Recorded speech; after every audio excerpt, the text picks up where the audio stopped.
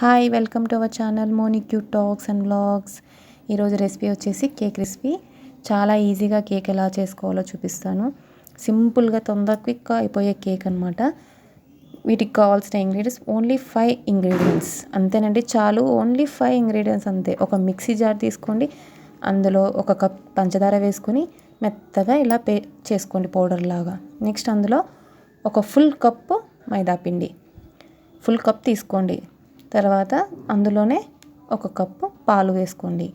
తర్వాత 1 ఎగ్ పలగొడితే అది 1 కప్ అవుతుంది, అది వేసుకోండి. నెక్స్ట్ ఆయిల్ కూడా కొంచెం తక్కువ ఆయిల్ వేసుకోండి, లేదంటే నెయ్యి కూడా వేసుకోవచ్చు టేస్ట్ తగ్గట్లు. తర్వాత బేకింగ్ పౌడర్ వేసుకోండి 1/2 స్పూన్. వెనిలా ఎసెన్స్, నేను పైనాపిల్ ఫ్లేవర్ వేస్తున్నాను ఇక్కడ. ఆ పైనాపిల్ ఫ్లేవర్ వేస్తున్నాను చూడండి. తర్వాత కలర్ వేస్తున్నాను, ఫుడ్ కలర్ ఎల్లో వేస్తున్నాను, ఎందుకంటే పైనాపిల్ కాబట్టి ఎల్లో ఫుడ్ కలర్. ఒక బౌల్ తీసుకొని దాంట్లో ఇసుక పోసేసి లేదంటే ఉప్పు పోయండి, వేసి హీట్ చేసి పెట్టుకోండి ముందుగానే. తర్వాత కేక్ ట్రే తీసుకోండి, మీ దగ్గర ఏ ట్రే ఉన్నా పర్లేదు, స్టీల్ అయినా పర్లేదు, ఇలా కేక్ ట్రే ఉంటే అదైనా పెట్టుకోండి. వాటికి నీట్గా నెయ్యి అప్లై చేసుకోండి. నెయ్యి అయితే కేక్ మనం వేస్తే తీసేటప్పుడు కూడా ఇరగకుండా నీట్గా వస్తుంది, అందుకోసం నెయ్యి అప్లై చేయండి.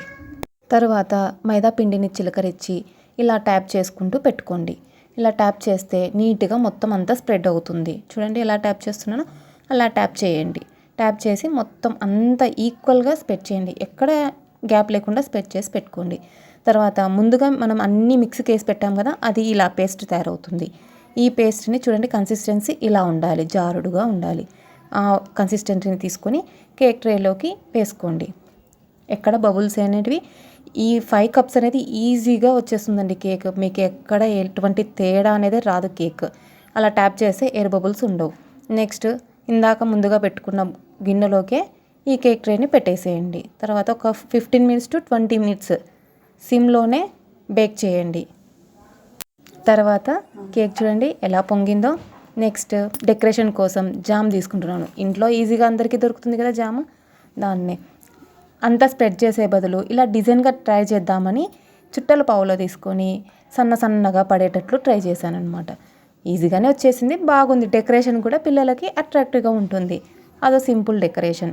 వాటికి ఎక్స్ట్రా అడిషన్గా నేను జెల్లీ చాక్లెట్స్ యూస్ చేశాను. ఆ జెల్లీ చాక్లెట్స్ తీసుకొని పైన అన్నీ పెట్టేశాను ఈక్వల్గా. ఒక 5-6 పెట్టేస్తే సరిపోతుంది. తర్వాత కేక్ కట్ చేయండి. చూస్తే ఇక చూడండి ఎంత ఈజీగా కట్ అవుతుందో కేక్. పిల్లలకి ఎంత సింపుల్గా చేసి పెట్టవచ్చు అంటే ఒక 1/2 అవర్లో కేక్ రెడీ అయిపోతుంది అంతే. చూడండి ఎంత స్మూత్గా ఉందో కేకు. అంతేనండి రెసిపీ. ప్లీజ్ మీకు కనుక ఈ వీడియో నచ్చితే సబ్స్క్రైబ్ చేసుకోండి. Thank you for watching.